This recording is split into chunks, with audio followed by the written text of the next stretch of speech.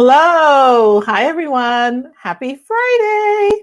It's me, Dr. Cindy, your Johns Hopkins Yale trained OBGYN, reproductive endocrinology and infertility specialist, PhD trained virologist, and entrepreneur. So I'm here today. It's Black Friday in the United States of America and around the world. One of the very interesting things is the concept of Black Friday has now been exported.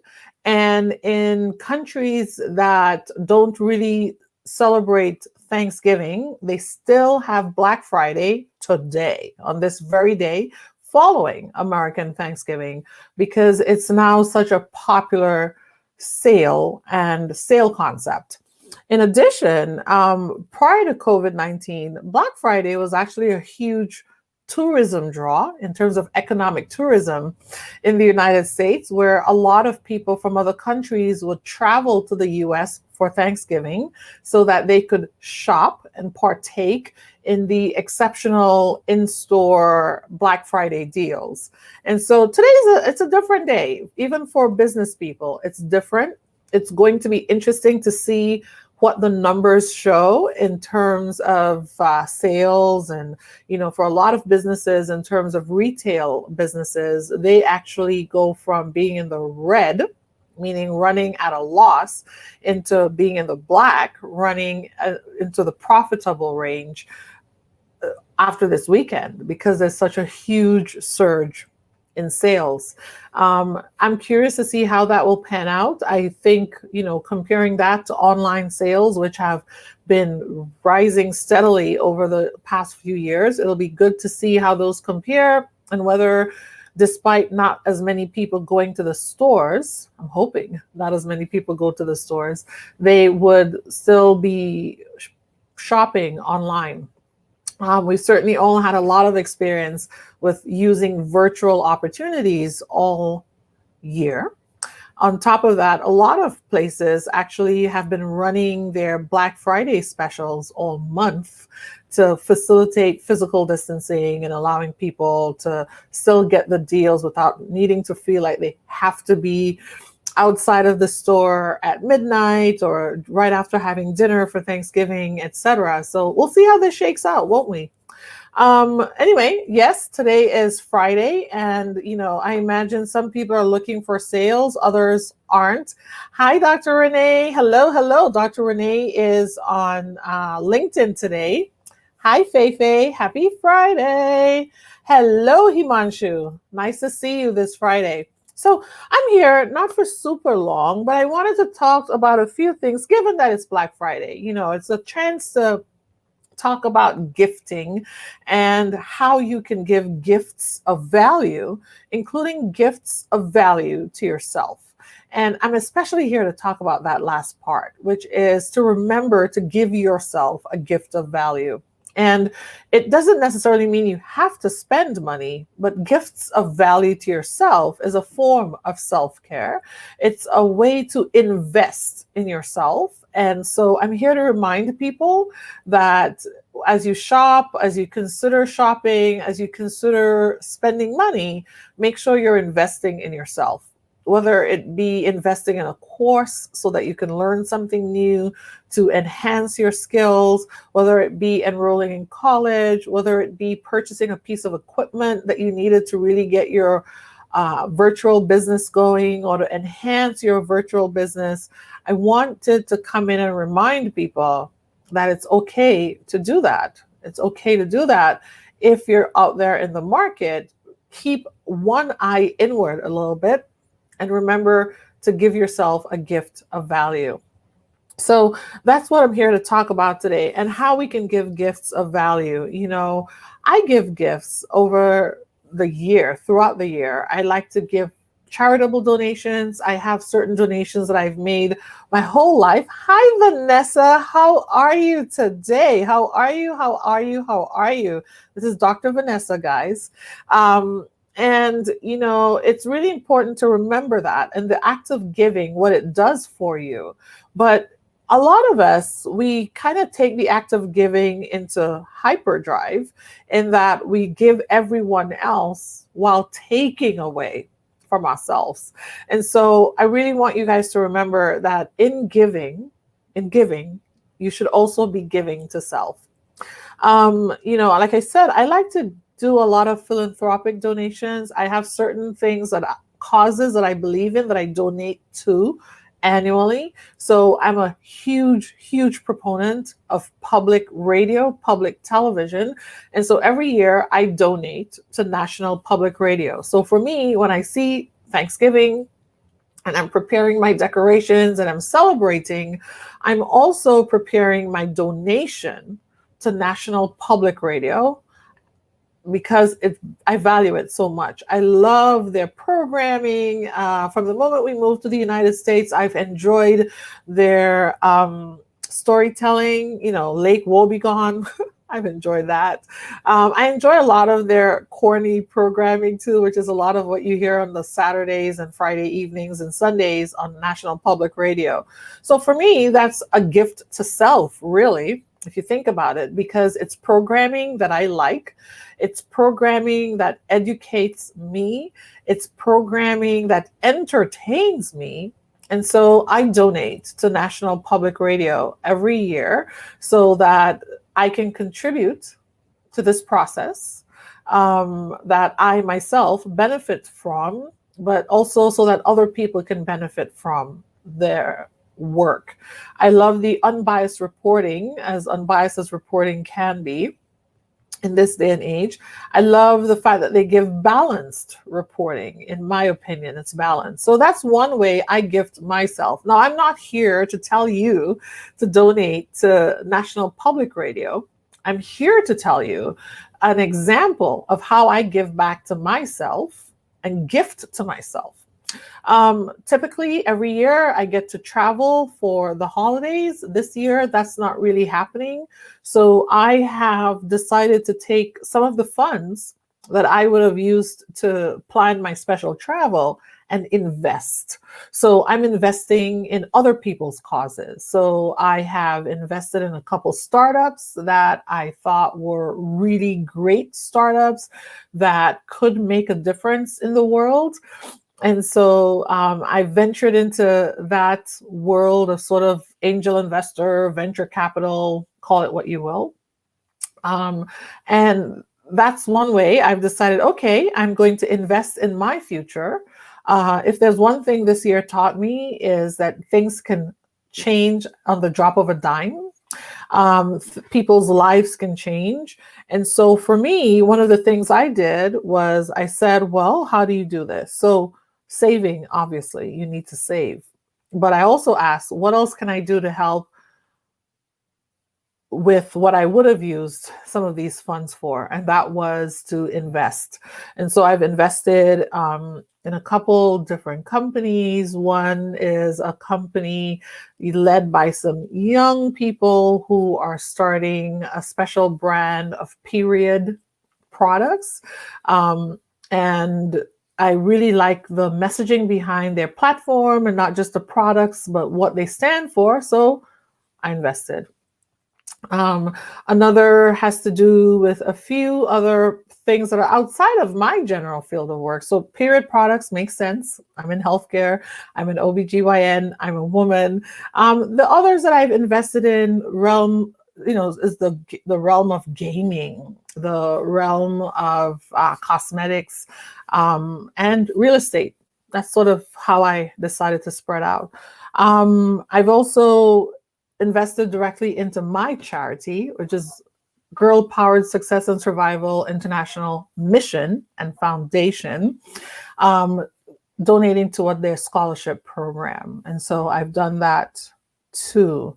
But that's how I'm expressing gifts of value to myself.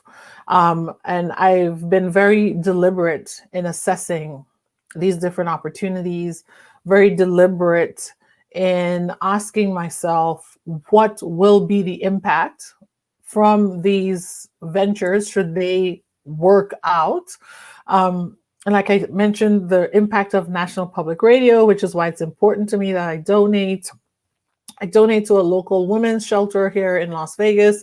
That's because it's important to me that I can help in any way I can. I'm someone who, while we were never formally homeless in the sense that we weren't living on the streets, my family has experienced as close to homelessness as you can call it in the United States, where we were sleeping on people's floors in New York City, where we were really, you know, just struggling to make ends meet. Our first sofa we found on the street, turns out it was infected with fleas. Oh, what a story that was. I've learned a lot from those things. And so I'm constantly asking, how can I help? How can I impact the big picture so that not just one family, but multiple people can be helped if they need it? And so that's how we do that. We've certainly been helping my mom, who's been doing her own philanthropic work as it relates to COVID and people who are down and out. And, to date, Coco has mobilized her network, and she's provided laptops, tablets, computing devices to numerous families in our home country of Trinidad and Tobago. She's provided assistance for school fees.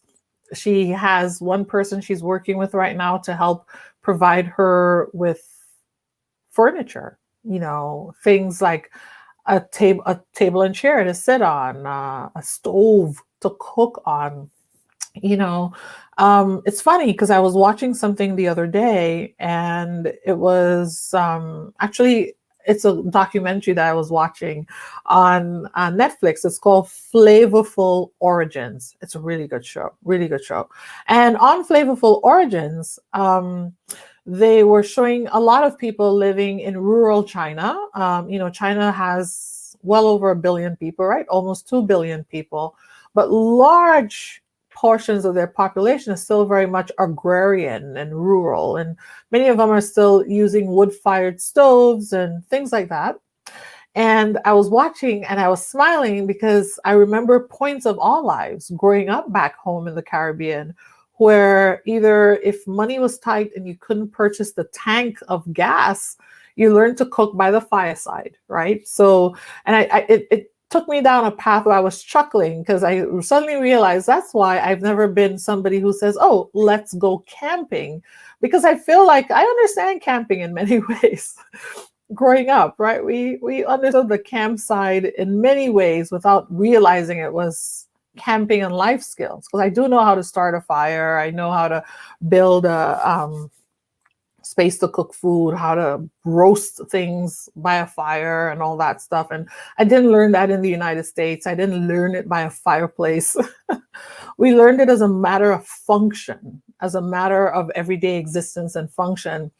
And it was in that moment of watching that show that I realized even that is a form of gifted value that I now have, where people would be like, how does Dr. Cindy know all that stuff? How does she know how to talk about growing vegetables and growing plants? And what does she know about starting a fire? And what does she know about homelessness? There goes that privileged person trying to tell us, well, I do have a pretty good life now, but I'm very, very conscious of what life was like before now, and the constant struggle and the steps it took to be who we are today in spite of our reality at the moment. And I would tell you that that's one of the gifts I think you can give people, is to explain where you came from, so that you can motivate others. I think for a lot of people, when you're in a situation in life, you don't feel like you're going to escape it. You don't really think you can see the future, because I'll be honest, right? There's no way that 25 years ago, I would have told you I'd be living and doing what I do now, in the sense of, oh, she's online, oh, she's writing blogs, she's this, she's that. I wouldn't have predicted that. But I also never said I couldn't do those things. It just, you lived in the moment. And in the moment, I lived each moment for what it was, which was, I'm in school right now. I'm going to make the best of school. I'm applying to medical school. I'm going to make the best of my application. I'm in medical school, graduate school. I'm in an MD, PhD program. I know these programs are 7 to 10 years long. This is where I am. And that's how I lived. I lived in the moment. I didn't get angry at myself. I didn't get angry when my initial cohort of medical school classmates graduated. I was sad because these were people, especially the school that I went to, they spent a lot of time in our first year ensuring that we bonded with each other, ensuring that we got to know each other in those first couple weeks of medical school. Plus, for us, our first couple weeks of medical school, 9/11 happened. And so the view of the world also changed. I was a first year, couple weeks medical student when 9/11 happened. And that also changed how we viewed our world, how we viewed the prospect of violence and terrorism and, how everything in the world changed with 9/11 as well. And so there were these people who I had gone through all that with. And then here they are graduating, and I'm still here in limbo, no medical degree yet, because I'm in a program where you do the first 2 years of medical school, you complete the PhD, however long that takes, whether it's 3 years, 4 years, 5 years, before you go back to complete the MD degree. And of course, what that also meant is there were people who were judging. I remember the pressure my mom felt, which she'd come and say, are you sure your program is what you say it is? I was at a party and this woman said there's no such thing as MD, PhD. Your daughter is lying to you. Another one who said, well, there's no way somebody can be in school for that long. I don't think you and your daughter know what's really happening. And, having to reassure my mother that, no, I'm where I need to be, and I'm doing what I need to do, and I'm doing what I want to do, which is also another gift you can give to your children as parents, is not tell them who they should become. One of the really big things that I credit my mother for is she never told us, you have to be this. Now, she had preferences, don't get me wrong, right? Her preferences was, don't become a prostitute. For my brother, it was, don't do porn. Not that those things are wrong, but that was my mother's Caribbean mentality, is those should be where you draw the line, and don't do criminal activity. But, she thought it was great and awesome that I wanted to be a doctor. And she took every step and personal sacrifice that she could make so that it could be possible for me. And that's also a gift, as parents, that's a gift you can bestow on your children as you teach them about life, you teach them about charity, you teach them about perseverance. I can maybe count 2 handfuls of amazing material presents that I've received growing up past age 10. And I say past age 10 because until age 10, mostly all I wanted was a dolly, as we call it home, or a doll, right? I wanted a dolly. I made my own houses for the dolls. So we'd get boxes and cut them out and create windows and use string and get all sorts of contraptions. I'd put floors in to the houses and things like that. But I liked dolls. I did. And my mom would get those. But I feel like somewhere around age 8 is also when I started asking more for books. And so one of the investments my mom made as a gift of value to me was she purchased an encyclopedia set, a whole set of encyclopedia for me at age 7. And for those who don't know what that is, prior to the world of the internet, prior to CD-ROMs like Encarta and those sorts of things, an encyclopedia, we actually had books of information. And I was 7 years old, but my mom invested in, it was called World Book Encyclopedia. She invested in the entire, I want to say it was 26 or 27 volumes of the World Book Encyclopedia. She invested in that. With it also, they had a separate 4-volume medical encyclopedia. And she invested in that for me because I loved medicine and health. And I kept telling people, I'm going to be a doctor. And now a 7-year-old can't really read encyclopedia that well. But I will tell you what happened is I knew these were all my books. And so I started off with the pictures. I started off with the things that mattered to me, what I liked. I would look it up. I learned how to use indexing, etc. I was also a little bookworm who always went to the local library. And so I learned more about indexing at the library and, the value of librarians. I mean, I still think librarians are rock stars. Just like I think teachers are rock stars. I know, nerdy, but it's true. I really think librarians are some of the coolest people in the world. And that's because of what librarians did for me in my life. But the gift of the encyclopedia meant that as I grew, I had limitless access to information at my fingertips at the house. Nowadays, of course, that limitless access is the internet, which is why I'm a proponent for every household, especially in the age of virtual existence, such as we're in now in the pandemic. Every household should have access to the internet. Every child should have access so that they can search information safely, because we know, whereas my World Book Encyclopedia had been crafted and edited and reviewed to ensure that there wasn't information in there that was inaccurate, there was no pornographic information in the World Book Encyclopedia, you do have to keep in mind that the internet has that. So yes, you have to be mindful of how your children are accessing the internet. But my point is having access to information. That's a gift of value, because it meant if I were a child, and I was actually a child, we all are, but I mean, if I were that child who's 10 years old and I'm watching a TV show and they mention the word Belgium, I get to say, oh, Belgium, what's that? I go to my encyclopedia, I pick it up, and I can read up everything I wanted to read about Belgium.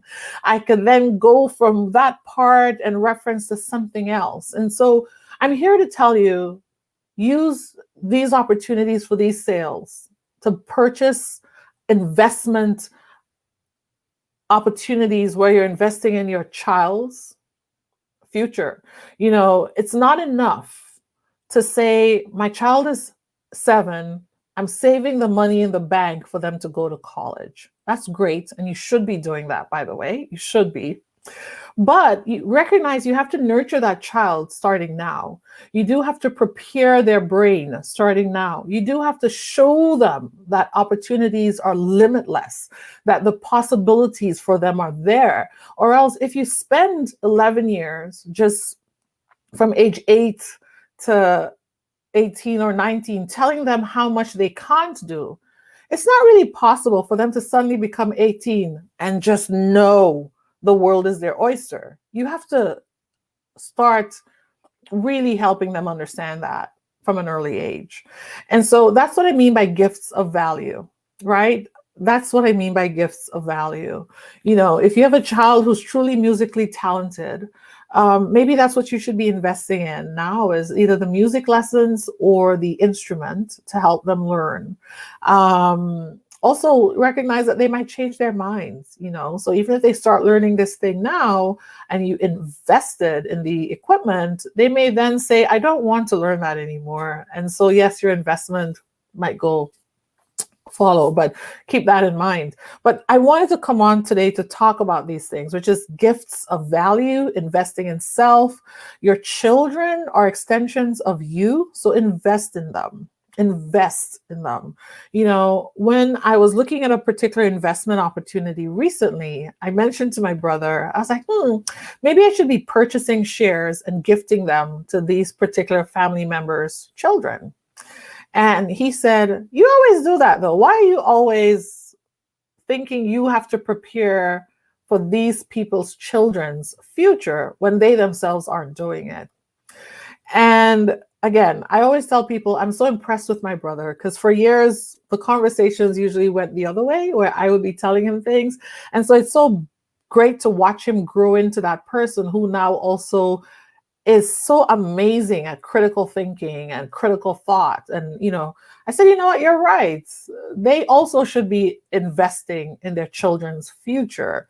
It's not just up to me to be the one constantly saying, oh, I'll do this to prepare their kids for college. Let me do this to set up a fund so their kids can have maybe their first home. And that's because as people who come from the Caribbean and many places in the world that are not considered developed, once you achieve some things, you start looking for ways to create opportunities for those who aren't here yet.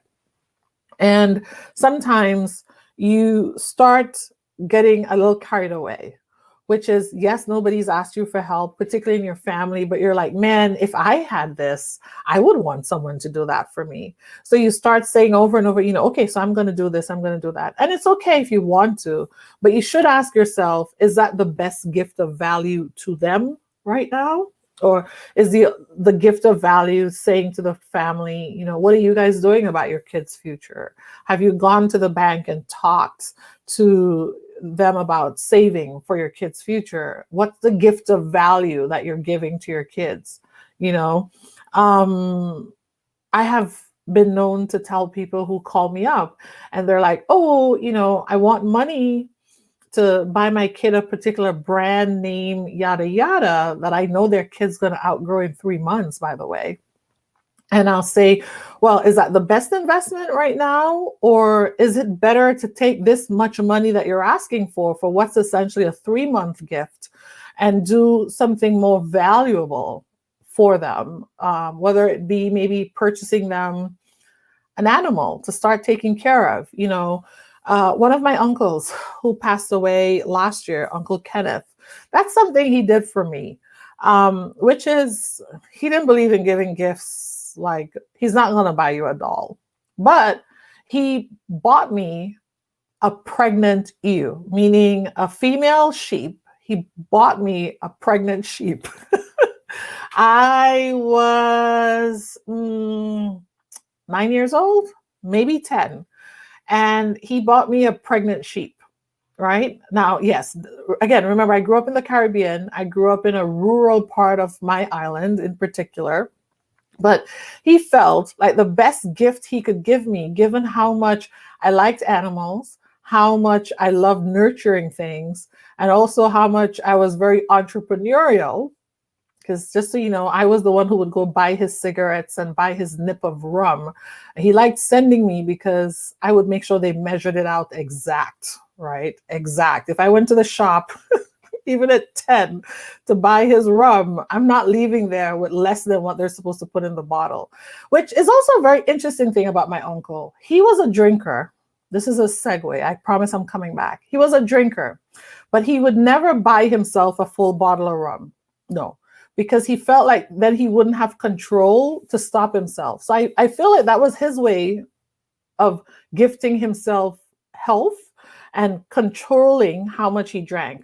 So no matter how much money he had, he would only purchase a nip of rum, which is if you took a 750 milliliter bottle of rum, imagine this is a bottle of rum, he would only purchase just this much from here to there. That's all he would buy from here to there.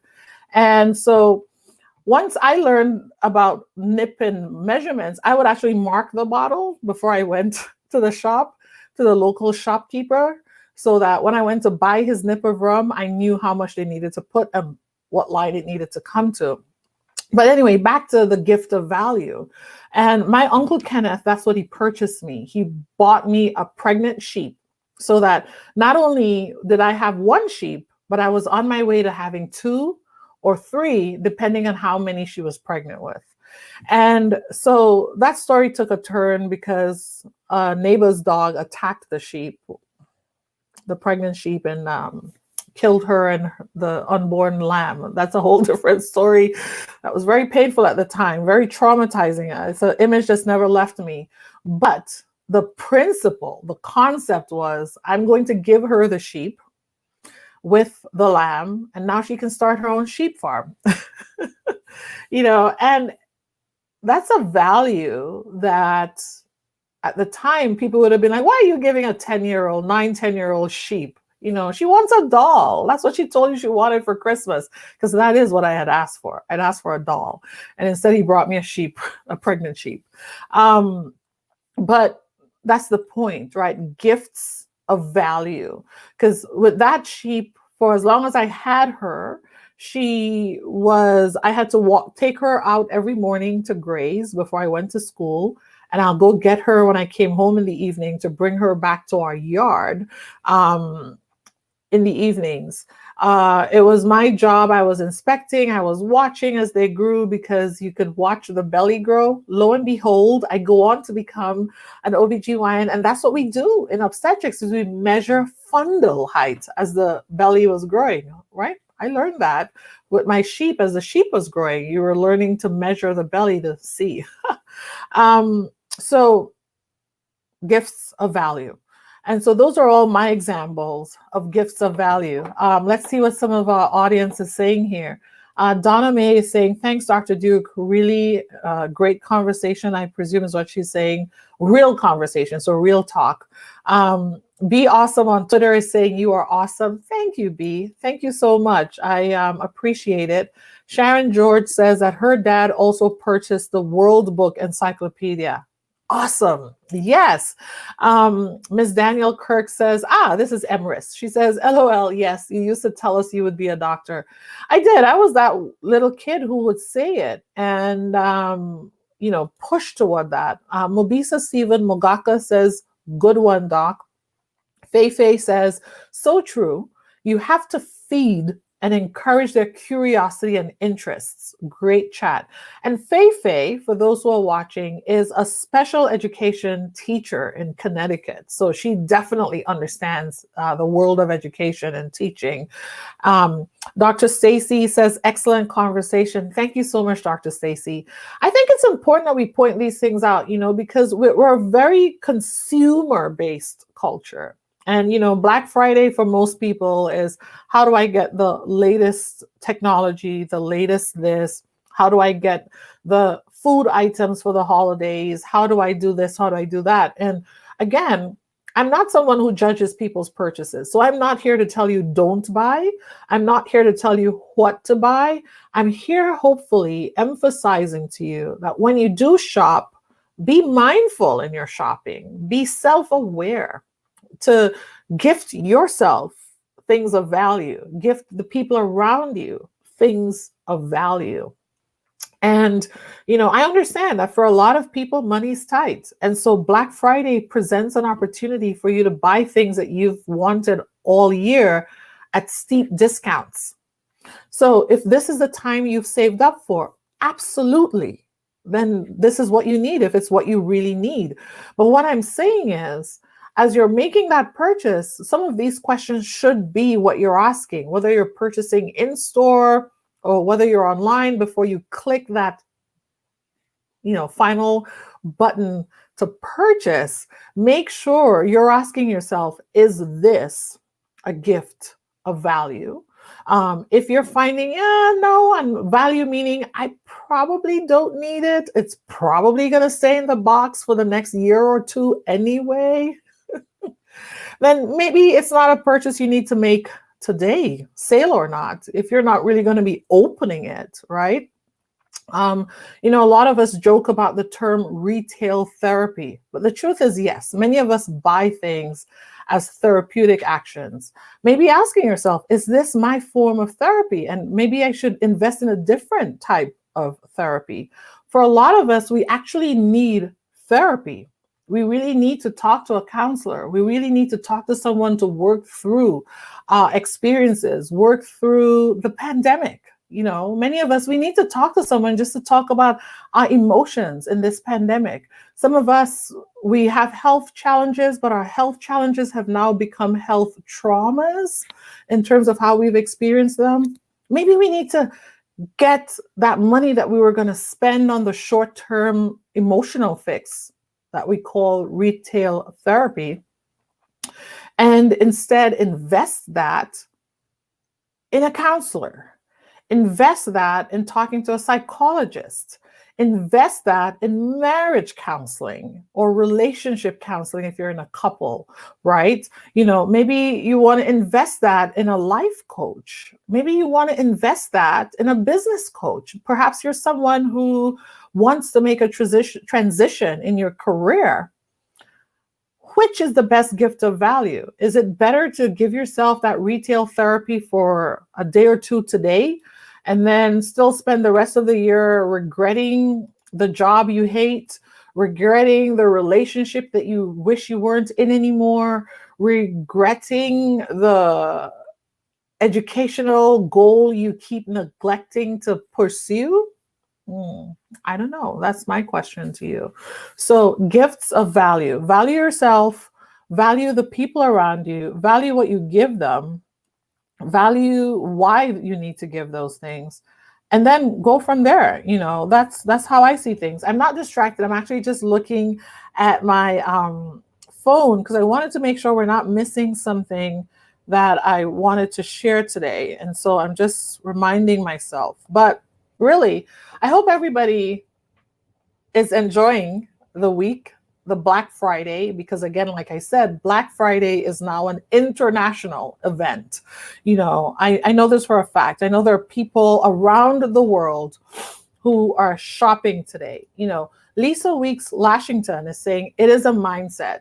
Many people will not prioritize items of value over obtaining items of their desires. So true, Lisa. So true. Extremely true. Joanne says, I am now talking with a social worker since this pandemic.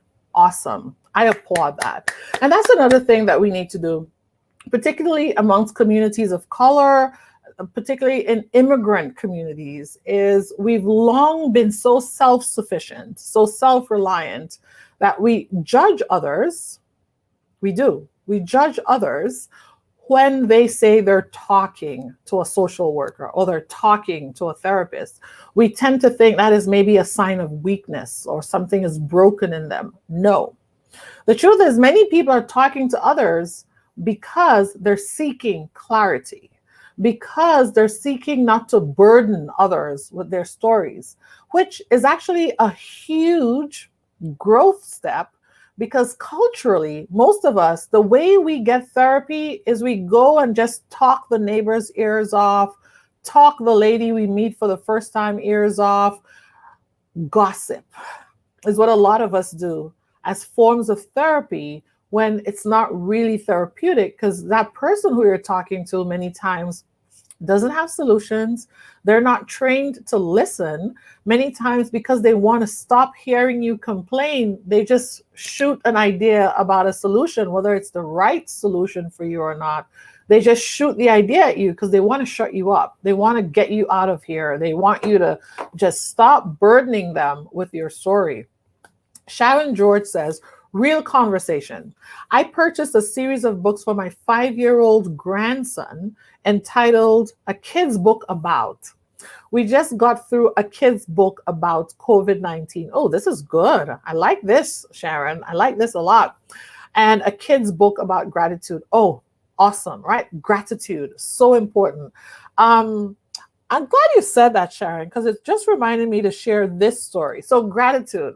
And why I tell everybody I'm excited about Thanksgiving. I'm excited about this time of year. The Dr. Cindy you see today is a Dr. Cindy that blossomed out of a chrysalis, and I would call it a 1-year cocoon of gratitude. So in 2014, for my birthday, as I celebrated my birthday, I embarked on what I called a year of Thanksgiving. And for those of you who know me from Facebook from back then, you'd remember every day I posted something I was grateful for. And I went through stories of my life and experiences. And as I went through those, I had this amazing catharsis because one, that year of Thanksgiving, and I mean, it was detailed Thanksgiving. I keep saying I'll take all of those posts and turn them into a book because each post is easily a chapter or half a chapter in a book. But One, it helped me acknowledge the people in my life who had made these tremendous positive impacts in my life. And for many of them, I don't think they even realized that I had curated as clear a memory as I had of our interaction, our events. But by so doing, it was the first time that I actually took a retrospective into my own life. It was the first time I actually had an opportunity to look all the way back across my life for those 30 plus years that I'd been consciously living in the on earth. And by the end of that, what I realized was because I had that opportunity to look back over my life, I actually gained this tremendous amount of strength to say you can start a clinic on your own. You don't need to, you've heard me talk about starting clinic, and my friend Bertrand and my mom, and we're sitting in Disney World in Florida, and Bertrand says to me, if you're complaining so much about all the practices and different entities you're interviewing with and that they're not fitting what you're looking for, why don't you just start your own? Why don't you start what you're looking for? But I was able to be open and receptive to that because I had spent the prior year expressing gratitude by looking back over my life. And in that moment of retrospection, introspection that spanned a year, I was able, when he said that, and I started thinking about it, to realize you could do this. Remember how this thing happened in your life? Because I just spent a year refreshing my own memory of my life and reviving and revitalizing the core of my essence, which was, you can do this. You're a fighter. You are a go-getter. You are someone who's capable of focusing and setting goals. And I was able to look back and see what worked well, what didn't work well, who worked well, who didn't work well in my life space. The act of gratitude also fleshed out the negative people, because in a year of expressing gratitude, I was able to also identify the people in my life who were upset that I was grateful for getting to where I was. Have you thought of that? There's some people out there who get upset that you're grateful for surviving pitfalls, who are upset that you're grateful that despite things that were thrown at you, you were able to come out a survivor. I don't necessarily say victorious, because victory is a nuanced word. You can be victorious even when you've been hurt. So are you going to call it victory necessarily? I don't know. I'm working my way through that one. But you've come out on the other side, and yet they're upset because maybe they had devised and designed certain things to hurt you. And how dare you now act like what they did was a failure, because they're afraid to confront their own failure, So that year also helped me flesh out those people. I got to realize who's really a cheerleader, who's really interested in seeing me soar, who's really happy that I overcame, and who in my story of overcoming was upset because I shouldn't have overcome. That was not the intent that they, what they wanted to, the intended outcome for me in terms of what they had devised. So gifts of value, self-worth, priorities, as Lisa said, because that's important, and prioritizing is something you learn over time. And Lisa says, you're right, misery loves company. It's true. And so it's not until you take that active step to say, I'm going to be grateful. And, for me, the act of saying something, writing something extensively, describing an act for which I'm grateful, not only helped restore my confidence in my writing, restore my willingness to write, but it unlocked a confidence within me. Another interesting thing had happened to me in 2014, which was the year I passed my OBGYN boards. And I tell everyone, including some of my trainees, something remarkable happened with that exam. So prior to that, whenever I prepared to speak, even in a setting like this, where it's just me, I would feel the anxiety welling up inside my chest, my heart would race, my throat would tighten. And it wasn't until passing my board exams. I remember being in the exam and it was going great. It was just, and I walked out of the room. We're in the bus driving back from the secure location where you take that exam. And I felt a change come over me. I felt a calmness come over me. And let me tell you, from November 2014 to this day, I've never felt that anxiety that I would have felt for so many years. I'd never felt it starting November 2014 for public speaking anymore. I just stopped feeling afraid. And I was like, how weird is that? That this act of this intense examination brought you this calmness and this confidence that now it shook your whole view and the fearscape that you operated from. And people always say, well, Cindy, I've never heard you sound nervous, which always surprised me because I'm like, really? Because my voice is shaking, my hands are cold. That doesn't quite happen to me anymore. Sharon George says, oh, Cindy, great conversation. I live my life with gratitude. Like you, I started paying attention to the givers and takers in my life. Absolutely. It's important that we look, and it's important you take stock from time to time. So as you're out there today, whether you're shopping, whether you're looking for other gifts of value, whether you're preparing to donate to your favorite charity come next Tuesday on Giving Tuesday, whether you're planning to do your online shopping, I entreat you to ask yourself, where is the opportunity for the gift of value here? Maybe the gift of value is simply investing in your retirement savings. That's a gift of value. You're gifting your future self, So think about it. If you're not someone who's ever opened an account for your child's future, whether it be their future education, their purchase of their first home, one day we'll talk. I'll bring in maybe Dr. Randy and we'll talk about how you can set your kids up for future success and not just wait for someone like, say, Dr. Cindy to gift your child future success, but how you can set them up so that they're poised for that success financially. What sort of savings products you can set up, what sort of products you can set up so that they can purchase that first home, We'll talk about that because, oh boy, do I have a story there for you too.